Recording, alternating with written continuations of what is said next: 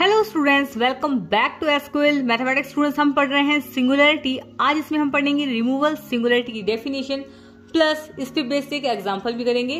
तो सबसे पहले मैं आपको बता देती हूँ पिछले लेक्चर में हमने क्या पढ़ा था।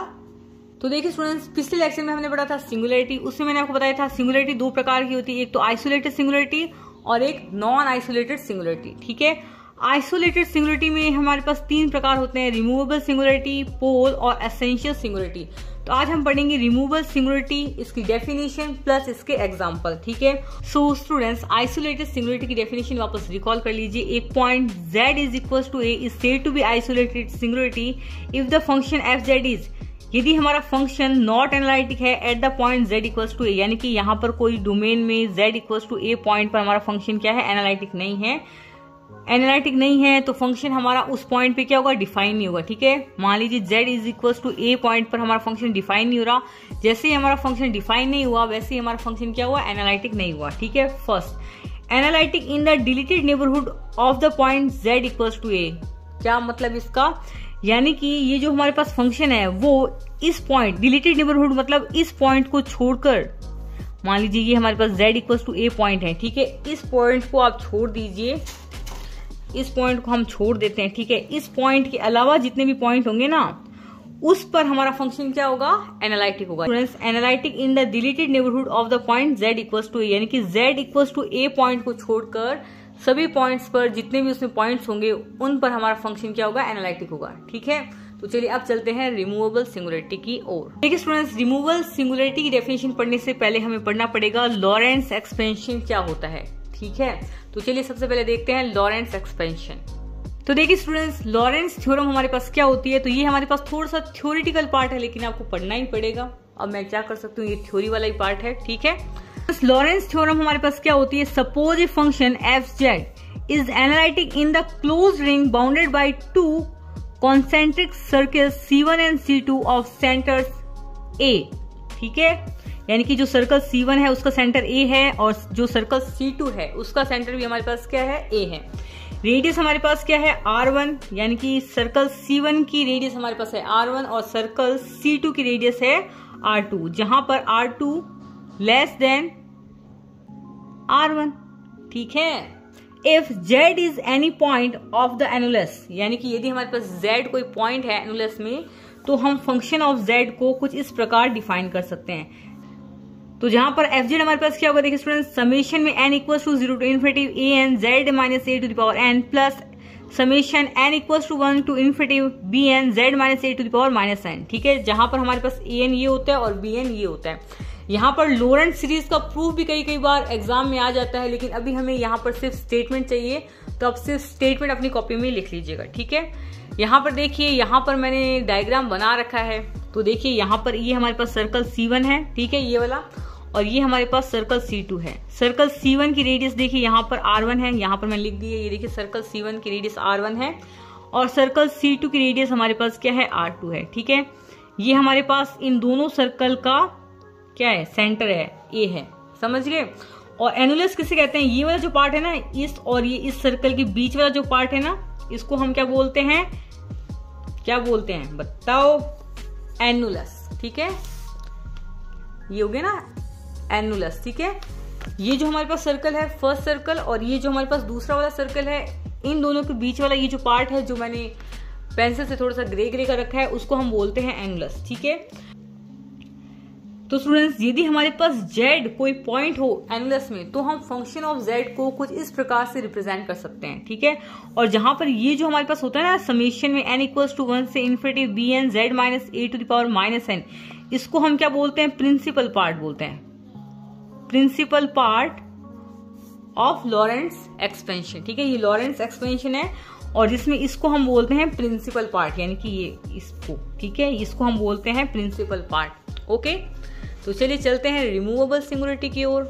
तो देखिए स्टूडेंट्स, रिमूवेबल सिंगुलरिटी की हमारे पास तीन स्टेटमेंट है। फर्स्ट स्टेटमेंट देखिए, if in the principal part of Laurent's expansion of F Z there are no terms at the singularity z equals to a, then this is called removable singularity। यानी कि जो लॉरेंट्ज expansion है उसका जो principal part है, जो हमारे पास लॉरेंट्ज expansion है और लॉरेंट्ज एक्सपेंशन में भी उसका जो प्रिंसिपल पार्ट है उसकी कोई भी टर्म यदि हमें नहीं मिल रही, ठीक है, लॉरेंट्ज एक्सपेंशन का जो प्रिंसिपल पार्ट है उस प्रिंसिपल पार्ट की यदि हमें कोई भी टर्म नहीं मिल रही at the singularity z equals to a, ठीक है, then this is called removable singularity. ठीक है, एग्जांपल करवाऊंगी, शांति रखिए। तो यहाँ स्टूडेंट्स ये है हमारे पास लॉरेंट्ज एक्सपेंशन, ठीक है, इसमें ये है हमारे पास principal part of Laurent's expansion, ठीक है।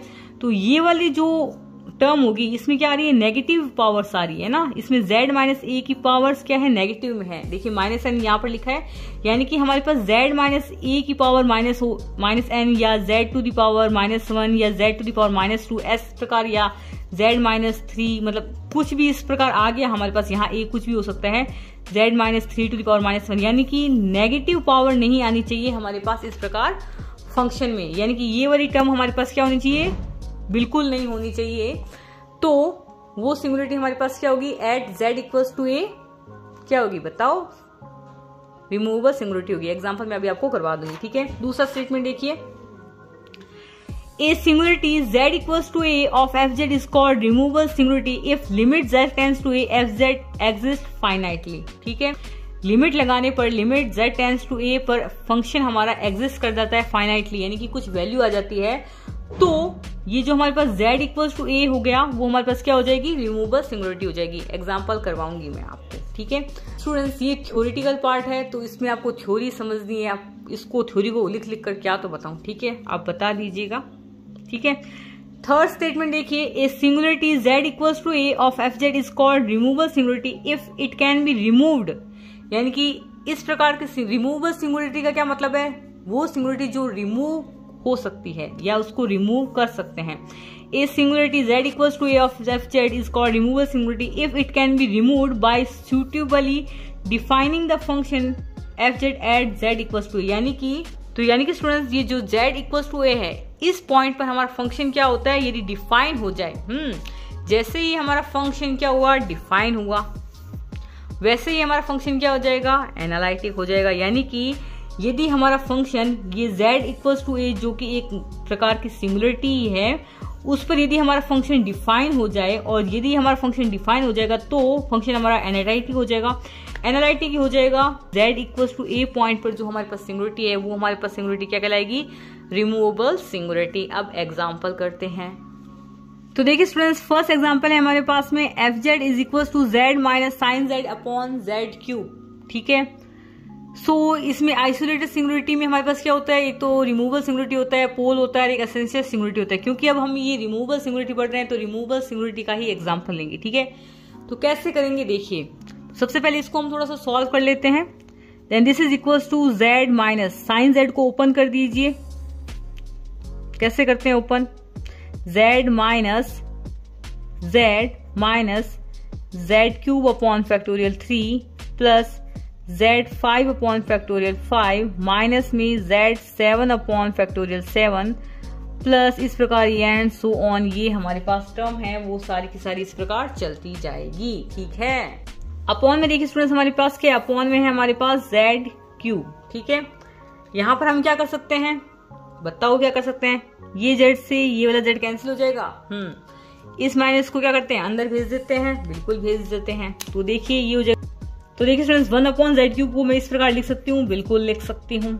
यहाँ पर क्या बचेगा हमारे पास, देखिए माइनस अंदर जाएगा तो ये पॉजिटिव का z क्यूब अपॉन फैक्टोरियल 3 बच जाएगा, ये नेगेटिव में हो जाएगा z to the power 5 upon factorial 5, ये पॉजिटिव का हो जाएगा प्लस में z to the power 7 upon factorial 7, ठीक है। फिर नेगेटिव में इस प्रकार ये टर्म चलती जाएगी आगे, ठीक है। z क्यूब को मैं यहाँ पर क्या करती हूँ, थोड़ा सा इसमें अंदर भेज देती हूँ, तो ये देखिए z क्यूब से z क्यूब हमारे पास कैंसिल हो जाएगा, बचेगा हमारे पास के यहाँ पर 1 अपॉन फैक्टोरियल 3, सही है, अरे बिल्कुल सही है। यहाँ पर हमारे पास माइनस में आएगा z स्क्वायर, है ना, यहाँ पर देखिए students z to the power 3 है, यहाँ z टू द पावर 5 है, तो ऊपर यहाँ पर हमारे पास z स्क्वायर बचेगा, हाँ जी मैडम इतना तो आता है, इतना क्या समझा रहे हो, प्लस में यहाँ पर क्या बचेगा z टू द पावर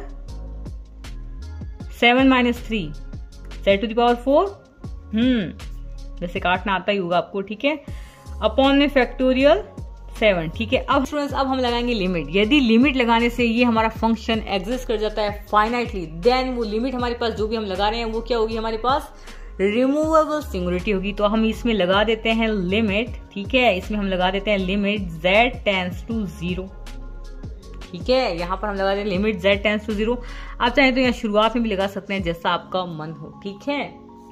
हम लगा रहे हैं लिमिट, यहाँ पर आप लिखेंगे taking limit z tends to 0, तो यहाँ पर आप लिख लेना एक स्टेप में, यहाँ पर मैं डायरेक्ट लिख रही हूँ, ठीक है। Then this is equal to limit z tends to 0। जब हम इसमें लिमिट लगाएंगे तो यहाँ पर सिर्फ हमारे पास 1/3 बचेगा, क्योंकि यहाँ पर हम z की जगह 0 रखेंगे तो ये वाली टर्म 0 हो जाएगी, ये वाली टर्म 0 हो जाएगी और आगे जितनी भी सारी टर्म है वो 0 हो जाएगी। सो स्टूडेंट्स, आप इसको इस प्रकार लिख सकते हैं, लिमिट z टेंड्स टू 0 पर हमारे पास फंक्शन की वैल्यू आ रही है 1/3 विच एग्जिस्ट क्या finitely. So students, limit z tends to 0 पर फंक्शन ऑफ z की वैल्यू हमारे पास आ रही है 1/3। इसको आप इस प्रकार लिखेंगे, which exist finitely the singularity z equals to 0 of fz is removable singularity, ठीक है।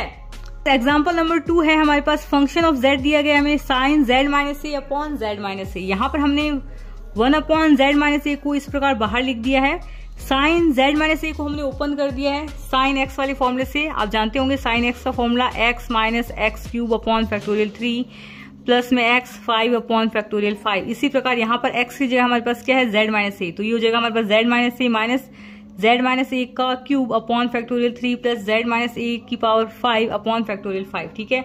यहाँ पर z माइनस ए को हम यहाँ पर अंदर भेज देंगे तो ये हमारे पास बचेगा 1 माइनस z माइनस ए का whole square upon factorial 3 plus z minus a की पावर 4 अपॉन फैक्टोरियल 5। यहाँ पर देखिए स्टूडेंट्स, यहाँ पर हमारे पास z माइनस ए की कोई भी नेगेटिव पावर में हमें कोई टर्म नहीं मिल रही, यानी कि z माइनस ए की पावर हो गई -2 या z माइनस ए की पावर हो गई -1 या -3, इस प्रकार की हमें कोई भी टर्म नहीं मिल रही। यानी कि स्टूडेंट्स, इसमें जो हमारे पास प्रिंसिपल पार्ट होता है लॉरेंस एक्सपेंशन में, जिसमें हमारे पास वो नेगेटिव टर्म होती है z माइनस ए की, वो यहाँ पर हमारे पास नहीं है। यानी कि इसको आप इस प्रकार लिखेंगे, which contain no terms of negative powers of z minus a, यानी कि यहाँ पर हमारे पास z माइनस ए की कोई भी नेगेटिव पावर नहीं है। So students, not any term in the principal part of Laurent expansion, यानी कि लॉरेंस एक्सपेंशन के जो प्रिंसिपल पार्ट है उसमें हमारे पास कोई भी टर्म नहीं है।